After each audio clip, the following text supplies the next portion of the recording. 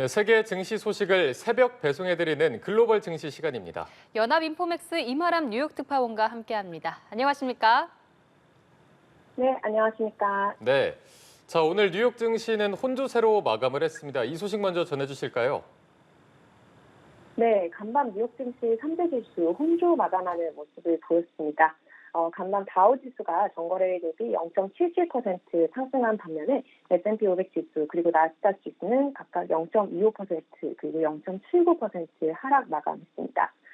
사실 오늘 뉴욕 장중에 S&P 500 지수가 사상 처음으로 5,500선을 돌파하면서 강세를 보였었는데요.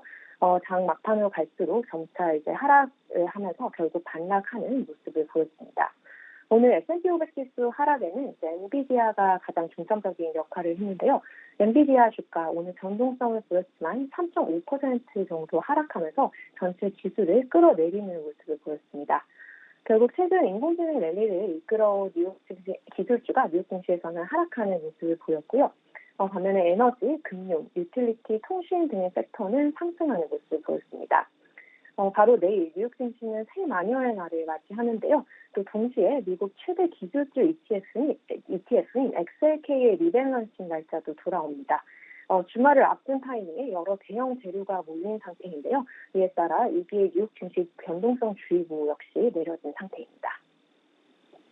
네, 요즘 가장 뜨거운 화제를 모으고 있는 종목이 바로 엔비디아인데요. 오늘은 급락하면서 시가총액 1위가 일일 천하로 끝났습니다. 관련 소식 전해주시죠. 네, 엔비디아가 직전 거래일에 뉴욕 증시 시총 1위 기업으로 올라가면서 세계에서 가장 비싼 기업으로 자리매김을 했었습니다. 그런데 오늘 이제 하루 만에 이제 다시 시총 1위 자리를 내주게 되었는데요. 엔비디아 주가가 오늘 전거래일 대비 3.5% 이상 하락하면서 130.78달러의 거래를 마감을 했습니다. 이에 따라서 마이크로소프트가 다시 뉴욕 증시 시총 1위 자리를 되찾게 되었고요.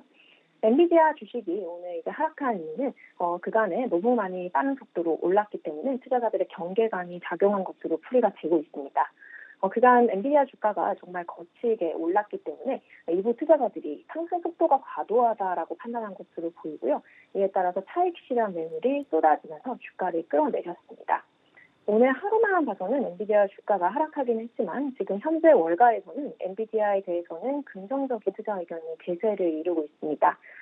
지금 미국 CNBC 방송에 따르면 월가 주요 투자기관 58곳 중에 엔비디아에 대해서 매도를 권고하는 투자기관은 단 한 군데도 없는데요. 5개를 제외한 기관이 모두 엔비디아에 대해서 강력 매수 혹은 매수 투자 등급을 보유를 하고 있습니다. 지금 현재 월가의 엔비디아를 바라보는 시선은 다소 장기적으로는 긍정적인 쪽이다라고 판단할 수 있을 것 같습니다.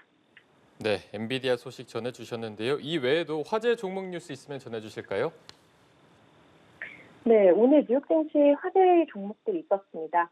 우선 이제 핫한 인물인 일론 머스크와 관련된 종목들이 있었는데요. 일론 머스크는 자신의 인공지능 스타트업인 xAI를 통해서 이제 슈퍼컴퓨터를 구축을 하고 있습니다.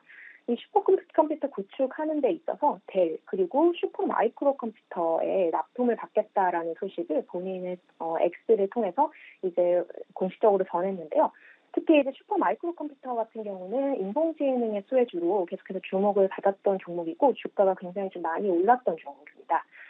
결국 xAI, 일론 머스크의 인공지능 스타트업이 슈퍼마이크로 컴퓨터의 부품을 이용을 할 것이다라는 기대감 속에 주가는 이제 변동성을 보였는데요. 장중에 급등을 했다가 결국에는 하락 마감하는 흐름을 보였습니다. 또 이제 트럼프 전 대통령과 관련된 종목이죠. DJT 종목, 트럼프 미디어 앤 테크놀로지 그룹의 주가가 오늘도 급락세를 이어가는 모습을 보였습니다. 이 종목 같은 경우는 이제 지난달에 트럼프 전 대통령이 이제 성추문 입막은 돈으로 이제 유죄 판결을 받은 이후에 좀 급격한 하락세를 보이고 있는 상태인데요. 평소보다 이제 좀 이례적으로 거래량도 많았다라고 하고요. 주가가 좀 큰 폭으로 끌어내려지면서 월가에 좀 주목을 받고 있는 상태입니다. 이외에 실적 발표한 종목이 있는데요. 미국 레스토랑 체인입니다. 바르덴 레스토랑 같은 경우는 실적이 예상치를 상회하면서 주가가 소폭 상승하는 모습을 보였습니다. 마지막으로 미국 제약사인 길리어드 사이언스 같은 경우는 HIV 예방접종에 관련된 임상실험에서 긍정적인 효과를 나왔다라는 얘기를 전했고요. 이에 따라서 주가가 8% 이상 급등하면서 2022년 이후 최고의 하루를 보였습니다. 네, 세계 중앙은행들의 금리 결정도 연이어 나오고 있습니다. 어떤 결정들이 나왔습니까? 네, 간밤에 많은 세계 중앙은행들이 정책 결정을 내렸는데요.